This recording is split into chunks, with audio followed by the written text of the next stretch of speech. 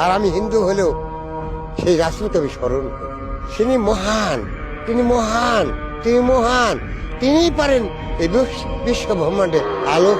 তিনি এক সৃষ্টিকর্তা ছাড়া পৃথিবীতে অদ্বিতীয় সৃষ্টিকর্তা। তিনি রাসূলই সেটা প্রমাণ করে গেছে। রাসূলের বাড়ি আমার, আমি যেন কি বলবো, আমি যদি হিন্দু তবে ইসলাম যেন আমায় পথ দেখিয়েছে। শোনা, ইসলামকে আমি ভালোবাসি, ইসলামকে আমি ভালোবাসি। রাসূল তো পথ দেখায় দিয়েছে যেইভাবে।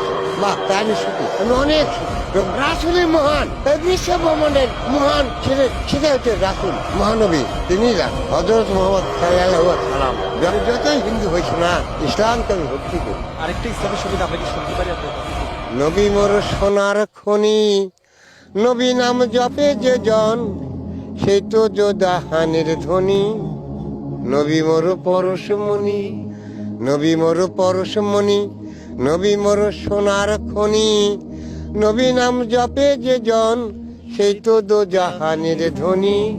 নবী মোর পরশমণি, সেই নামে সুর ধরিয়া পাখি যায় গান করিয়া, সেই নামে সুর ধরিয়া পাখি যায় গান করিয়া।